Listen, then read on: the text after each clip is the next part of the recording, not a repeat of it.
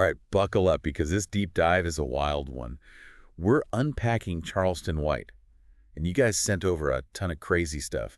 Court documents, Oh, yeah. social media drama, Wild stuff. and even this interview. It's like he dropped it at the perfect time. Well, and that's what makes it so interesting, right? You've got the legal battles, but then you've got Charleston White, the personality, the politics, like all of it smashed together. Exactly. So Charleston White, social media personality, comedian, he's not afraid to say what he thinks. And right now, the big rumor is he was shot in Chicago. Crazy, right?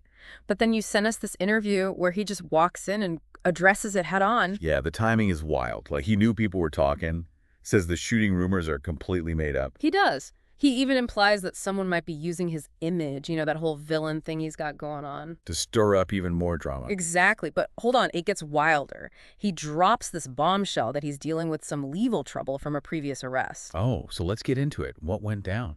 All right, so he was arrested for violating his bond. This goes back to charges of aggravated assault. He's claiming self-defense and a dismissed animal cruelty charge. Okay, so multiple things going on. And the violation was... Positive marijuana test, yeah. Wow. And he actually talks about this in the interview. He does. He opens up about how he started using marijuana again to deal with, get this, sleep problems after an attempted robbery. Whoa. You can only imagine how unsettling that would be. Sounds like this whole thing, the arrest, the robbery attempt, it really got to him. He even mentions it sparked some soul-searching, especially about his marriage. Absolutely. He talks about his wife and her unwavering support, even admits to his own flaws, acknowledges her strength through it all. He even credits her with pushing him back towards his faith. Almost like he needed to find that grounding again. That's how it sounds. Like his faith and his wife are these pillars for him in all this chaos. And this is where we start to see those personal experiences bleeding into his public life, especially his politics, which are a huge part of who he is. Oh, for sure. He never shies away from sharing his opinions. And when it comes to Trump, he is all in. But why Trump? What is it about Trump that resonates with him? He actually talks about this directly in the interview, says he really believes Trump loves America, puts the country first. It's not just about politics. He sees something deeper in Trump's motives, Interesting. And that seems to tie directly into his criticism of Kamala Harris. It's not just that they're on opposite sides politically. He seems to disagree with her on a much deeper level. You're right. He says black men shouldn't just support Harris because she's black and a woman. He sees that as shallow, says her policies are the real problem. He even calls them socialist and says she's pushing this alphabet community agenda. Wow, he doesn't hold back. Definitely a strong statement. It sounds like he's trying to change the way black men think about politics, especially since he's such a huge advocate for local elections. He is. He said it before. Those local elections have way more impact on your everyday life. But here's where it gets really interesting. He also believes that white people have actually lost a lot of their power in America. That's a really interesting point, especially with his views on immigration. He talks about America being invaded by migrants, and it makes you wonder if he sees that as part of this power shift he's talking about. It's possible, right? It's like he's drawing connections between these massive political changes and where he sees the black community fitting in. It's definitely complex, and you might not agree with all of it, but you can't deny it's resonating with a lot of people. It's like he's saying these big political things actually trickle down and hit people where they live, Yeah. And speaking of personal, we got to talk about this whole thing with Lil Woody. You can't talk about Charleston White without this feud coming up. No kidding. It's like a textbook example of how these online personalities mix their real lives with their online personas. And what's wild is that it all started with a business deal. Yeah. Right? Really? I didn't realize they were working together before all of this. Yeah, they were collaborating, making content, especially that 20 versus 1 stuff, where it's one person against a whole group. Oh, yeah, that was everywhere online. Okay, so they're working together, everything seems good. And then what? What happened? Well, according to White, it all went south when he accused Woody of lying about him.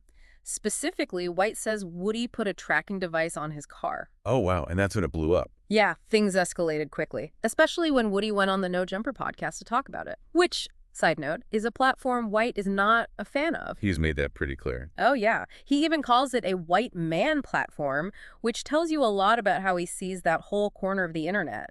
But here's the thing, even with all this drama, White actually thinks this feud is good for both of them. Hold on, really? He sees this whole messy public back and forth as a good thing. He does. He straight up calls it advertising and promotion. Like, hey, we're making content, people are talking, that's good for business. Pretty savvy when you think about it. I mean, yeah, but it's got to be more complicated than that, right? I mean, this isn't just about getting more clicks or whatever. You're right, it goes deeper. White's concerned that being associated with Woody could hurt his reputation, especially with some big names in Atlanta.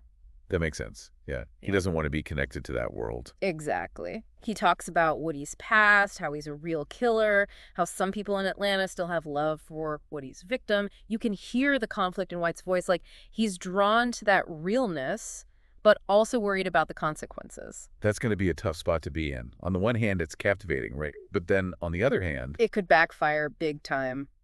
And you can see that internal struggle in how White talks about this feud. He admits to adding fuel to the fire, making it into content because he knows it keeps people interested. there's that business sense again. He knows what gets people's attention. He does. But I don't think it's just about entertainment for him. I think this whole thing has forced him to think about the community he's speaking to and some uncomfortable truths about it. What do you mean? Well, he talks about how black women are drawn to gangsters and gay men, how those figures are put on a pedestal while straight black men are ignored. He even brings it back to Woody, saying he's a real killer and they love it. It's a bold statement, and you can tell it comes from a real place of, I don't know, maybe frustration. He's not afraid to shake things up, that's for sure. He's always holding up a mirror to society, even if it ruffles some feathers. Absolutely. And this whole thing with Lil Woody, it's not just him calling out hypocrisy, right? There's this deeper thing there, this need for authenticity, keeping it real, as they say. And that need to be real, to cut through everything else and get to the truth, that's what makes him so interesting, even when you don't agree with him. Exactly. Hmm. You might not like his methods, but you can't deny that he's tapping into something real, something that a lot of people feel, trying to figure out what's real in a world that feels so fake. It's like this whole thing with Lil Woody is about more than just calling each other out, right? It's about loyalty, about using people, about what it even means to keep it real when everything's so messed up. Exactly. And White picks up on that. He sees Woody's crew, the people always hanging around, and he questions their motives. Like, are they pushing Woody into these situations, these collaborations, just to make a quick buck? It's like he doesn't trust anyone around Woody to have his best interests at heart. So is he trying to protect Woody then? Like, pull him back from going too far? I think there's some of that, yeah. But he's also realistic. He even says, and this is a direct quote, I can't protect him. He knows there's only so much he can do, especially with someone like Woody who's so deep in that world, the same world that White's both drawn to and kind of disgusted by. There's that push and pull again, right? Yeah. The realness is fascinating, but also dangerous. For sure. And that shows in how White talks about the feud. He admits he stirs the pot, turns it into content because he knows that's what people want to see. He understands that conflict, especially between two big personalities. It's entertaining. It's like he's playing a role in this big drama, Right. and he knows how to work the audience. He knows what he's doing, absolutely. But I don't think it's just about views and clicks for him. It's deeper than that. He's trying to start a conversation. Even if it's uncomfortable, he's using this feud, this platform, to force people to confront some tough realities about themselves, about the world, everything. And one of those realities is that we're drawn to this stuff, right? The drama, the realness of someone like Lil Woody, even if it makes us uncomfortable. He's definitely challenging our perceptions. Think about it. He talks about how black women are attracted to gangsters, to gay men, how they're put up on a pedestal, while straight, black men are forgotten. He even says it directly about Woody. He's a real killer, and they love it. He's not letting anyone off easy, himself included. I think that's what makes Charleston White so interesting. He's messy, he contradicts himself, he says exactly what's on his mind, no filter. And it makes us deal with some uncomfortable stuff about ourselves, about what we value and why. He's like this mirror reflecting back all our messy, complicated selves. Whether you agree with him or not, you can't deny he's making us talk. It's not just about court cases or politics or internet drama. He's asking us, what does real even mean anymore, especially online? What are we willing to give up for that authenticity? And who gets to decide what's real in the first place? It's a lot, right? But that's what makes these deep dives so interesting. We dig into the messy stuff, the contradictions, and we end up with more questions than answers. But that's okay. Sometimes the best journeys are the ones that make you think, that make you question everything you thought you knew. So the next time you're scrolling through social media, take a second to think about what's really going on. The people behind the posts, the motivations, how much of it is real, how much is fake. You might be surprised at what you find.